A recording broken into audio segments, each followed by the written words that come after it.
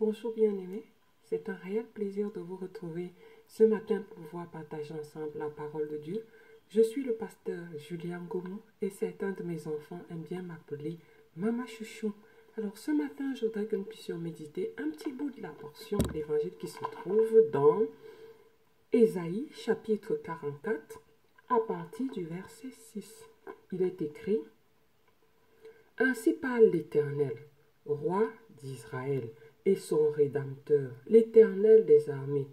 Je suis le premier et je suis le dernier. Et hors de moi, il n'y a point de Dieu.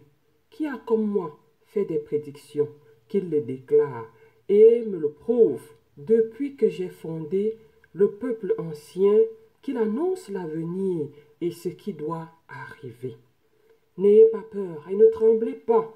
Ne te l'ai-je pas dès longtemps annoncé et déclaré? Vous êtes mes témoins.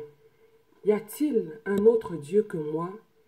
Il n'y a pas d'autre rocher, je n'en connais point. Alléluia. C'est un excellent passage biblique qui nous rappelle la force de notre Dieu. Il n'y a pas d'autre rocher en dehors de l'Éternel, notre Dieu. C'est une parole qui est très réconfortante parce que souvent, lorsque les enfants de Dieu sont éprouvés, ils oublient d'être des témoins. Et ici, ce passage nous incite à être des témoins, à témoigner des bienfaits de Dieu. Le témoin, c'est celui qui a vu, qui a vécu. Est-ce que depuis que nous sommes nés bien-aimés, si nous repassons notre vie, est-ce que nous n'allons pas trouver des endroits où nous avons vu les bontés de Dieu? Ce matin, je voudrais parler à quelqu'un qui est désespéré, quelqu'un qui a des difficultés et qui a cessé de voir les bontés de Dieu, qui a cessé de se rappeler que dans le passé, Dieu a agi pour lui. Eh bien, je voudrais te rappeler, mon cher, ma chère, que tu crois en un Dieu qui est le rocher, l'ancien des jours. Il n'a pas changé.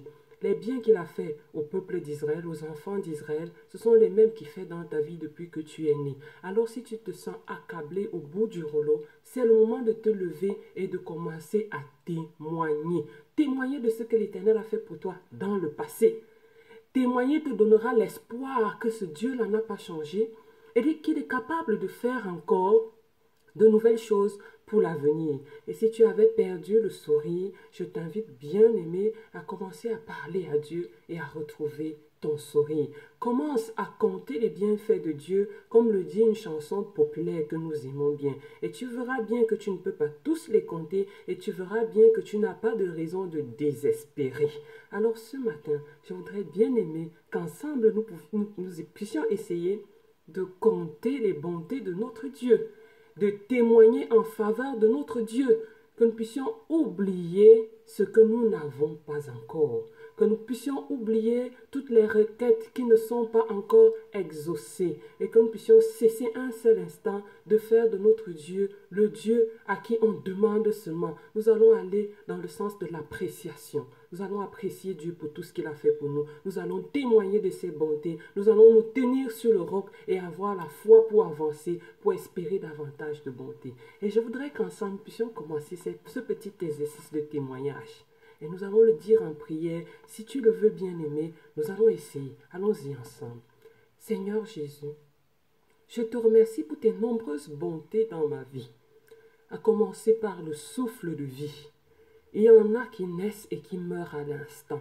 Tu n'as pas voulu qu'il en soit ainsi pour moi. Que t'ai-je fait pour mériter cette vie? Tu m'as protégé de mon enfance à l'âge adulte. J'ai connu des maladies, mais tu m'as secouru. Tu m'as toujours accordé la guérison. J'ai connu des épreuves et tu as toujours été là. Jamais tu ne m'as abandonné. Tu m'as donné mon pain quotidien, Seigneur. S'il y en a qui meurent de faim, tel n'a pas été mon cas. Tu m'as donné le pain, tu m'as donné la joie, tu m'as donné la paix, tu m'as donné des amis et tu m'as donné aussi des personnes pour m'éprouver afin de me faire mûrir dans ma vie. Je te rends grâce pour toutes tes bontés. Je ne peux pas les compter toutes, je ne peux pas les dénombrer toutes, mais je sais que tu es infiniment bon. Aussi, je veux lever les regards vers toi et continuer de m'attendre à tes bontés, car tu es bon et infiniment bon. Que ton nom soit loué, Seigneur Jésus, pour la force que tu me donnes, pour la joie que tu me donnes, pour la paix que tu me donnes, pour ta présence dans ma vie, au nom tout puissant de Jésus-Christ. Amen.